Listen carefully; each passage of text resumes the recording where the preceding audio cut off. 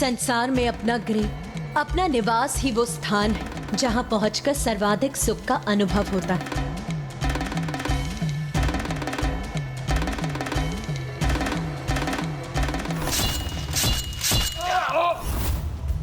उस असुर के वध के समय माँ के मुख पर जितना क्रोध था, अब यहाँ कैलाश लौटकर उतनी ही आनंदित प्रतीत हो रही है वो। हाँ गणेश, और जब हम उन्हें उनके जन्म दिवस की बधाई देंगे तब तो और भी प्रसन्न हो उठेंगी माँ। किंतु भैया, आपसे पूर्व बधाई मैं दूंगा उन्हें। नहीं नहीं गणेश, बधाई माँ को तुमसे पूर्व तो मैं ही दूंगा।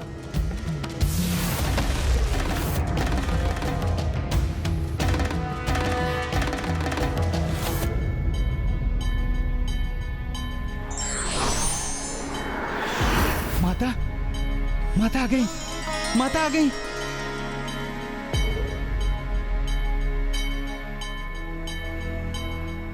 माँ, मुझे कुछ अत्यंत विशेष बात करनी है आपसे। माँ, आप मेरी बात सुनिए, क्योंकि वो तो उससे भी अधिक विशेष है।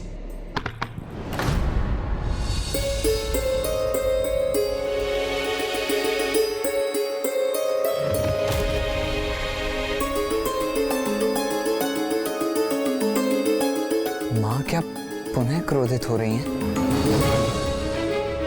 किंतु इसका क्या कारण हो सकता है गणेश? क्या पुनः किसी असुर से उत्पन्न संकट का आभास हो रहा है उन्हें? क्या हुआ माँ?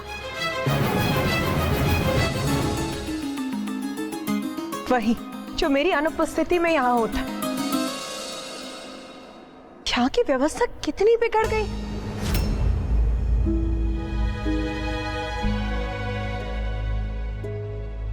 ये क्या कह रही है माँ?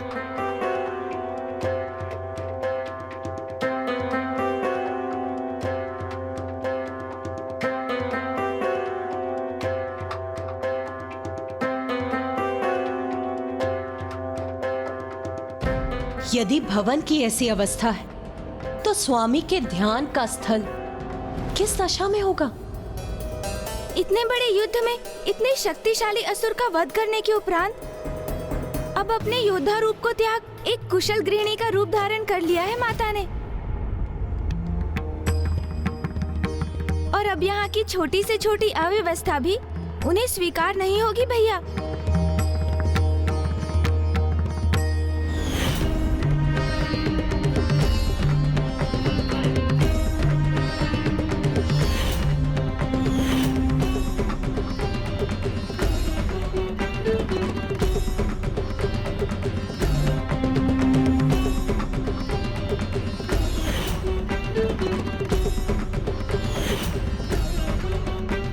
तो मेरा अनुमान उचित था।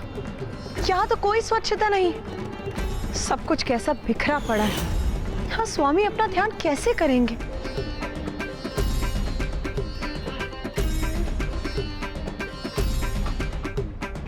माता, हमने तो प्रभु के ध्यान स्थल को स्वच्छ करने का बहुत प्रयास किया था, किंतु हम आपके समान स्वच्छता कहाँ कर सकते हैं।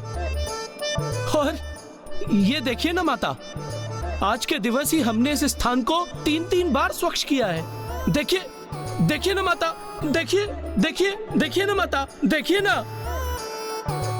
हाँ, वो तो मैं स्पष्ट देख ही सकती।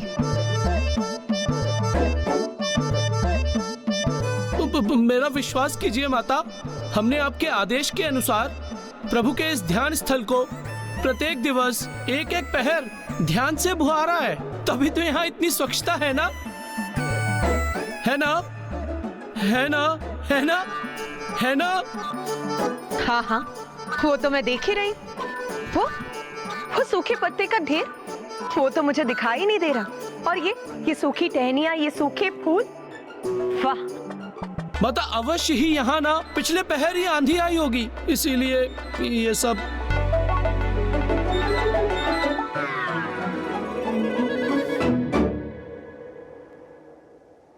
कोई बात नहीं नंदी जी, अब मैं आ गई हूं ना, अब मैं सब संभाल लूं।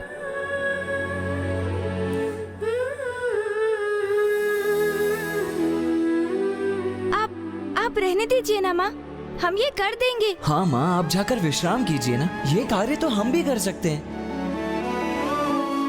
अब मेरा आदेश ध्यान से सुन। जब तक मैं स्वामी का ध्यान स्थल स्वच्छ नहीं कर देती, मेरे कार्य में कोई बाधा नहीं डालेगा। जाओ और जाकर एक सिरे से खड़े हो जाओ। पुत्र, जाओ।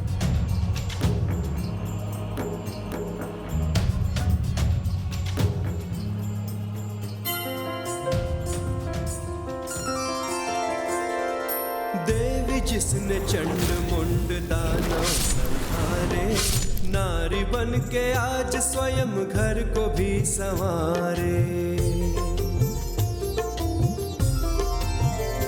हो रणभूमि में अपना रण भी दिखाए, घर में वही शिव सेविका भी बन जाए।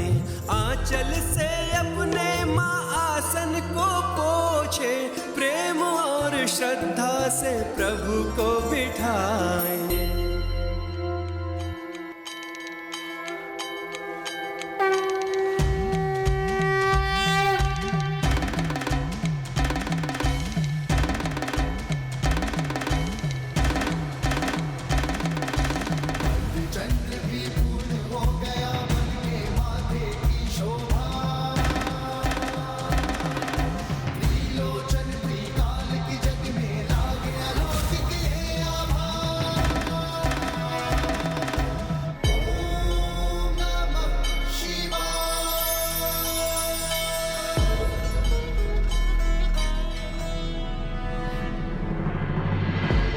माँ का ये गृहिणी रूप देखकर ये कौन कह सकता है कि ये वही माँ दुर्गा भवानी है जो बड़े बड़े महाअसुरों का संहार करती है, जो कुपित होती है तो दानव दलों पर टूट पड़ती है, रण क्षेत्र में अधर्मियों का नाश कर देती है, तो वहीं दूसरी ओर अपने सौम्य रूप में एक कुशल गृहिणी बनकर परिवार के सभी जनों का ध्यान भी रखती है।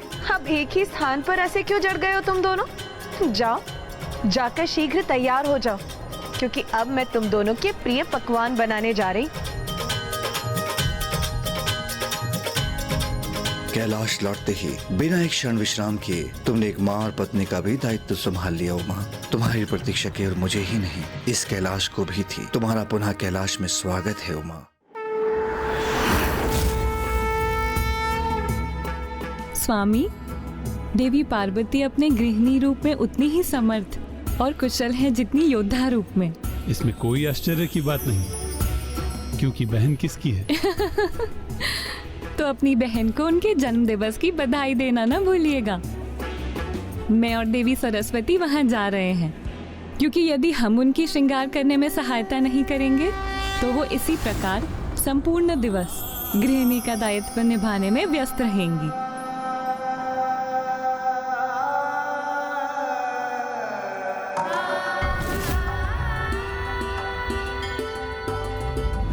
जाने दीजिए ना भैया, मैं छोटा हूँ ना आपसे।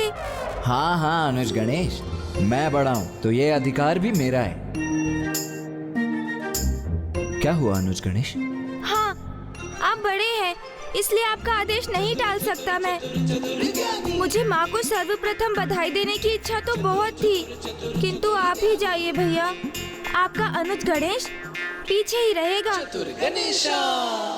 ठीक है अनुज गणेश, जाओ, माँ को जाकर सर्वप्रथम तुम ही बधाई दे दो। जाओ। क्यों ना ऐसा करें भैया कि हम दोनों एक साथ चलकर माँ को बधाई दें? ये भी उचित है। चलो फिर।